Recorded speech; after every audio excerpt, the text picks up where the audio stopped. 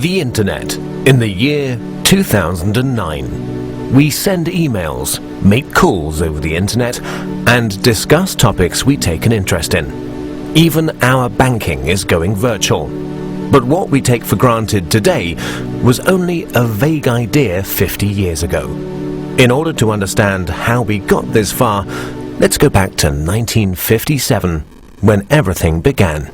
Before 1957, computers only worked on one task at a time. This is called batch processing. Of course, this was quite ineffective. With computers getting bigger and bigger, they had to be stored in special cooled rooms. But then the developers couldn't work directly on the computers anymore. Specialists had to be called in to connect them. Programming at that time meant a lot of manual work, and the indirect connection to the computers led to a lot of bugs, wasting time and fraying the developers' nerves. The year 1957 marked a big change. A remote connection had to be installed so that the developers could work directly on the computers. At the same time, the idea of time sharing came up. This is the first concept in computer technology to share the processing power of one computer with multiple users.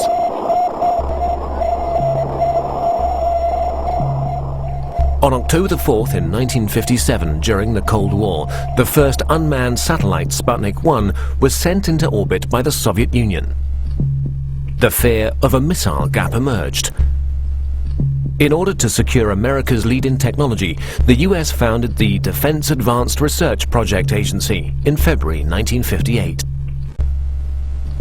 At that time, knowledge was only transferred by people.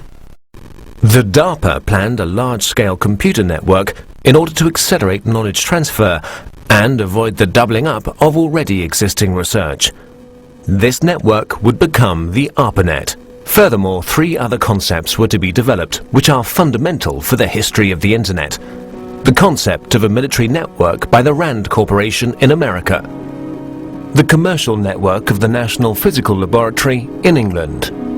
And the scientific network Cyclades in France. The scientific, military, and commercial approaches of these concepts are the foundations for our modern Internet.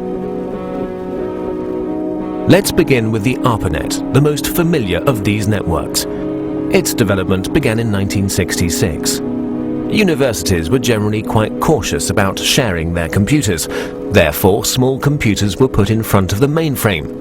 This computer, the interface message processor, took over control of the network activities, while the mainframe was only in charge of the initialization of programs and data files.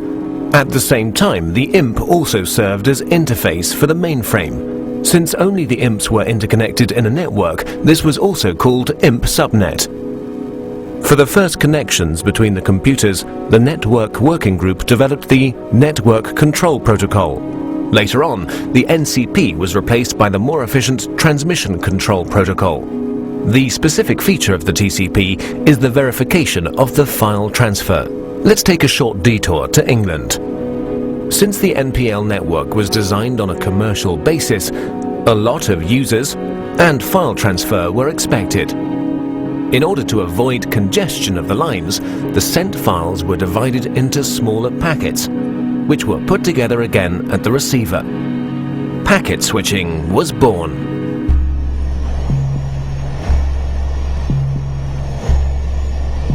In 1962, American Ferret aircraft discovered middle and long-range missiles in Cuba, which were able to reach the United States.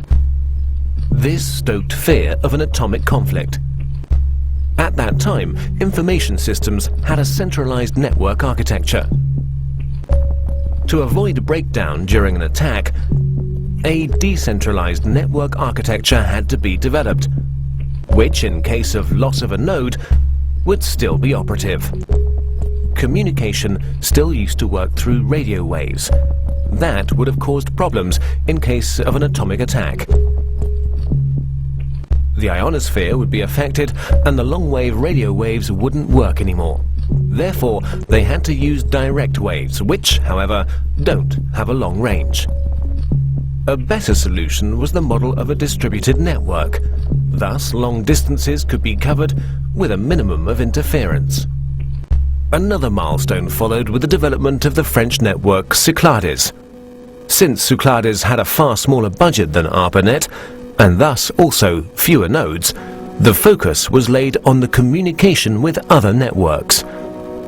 In this way, the term Internet was born.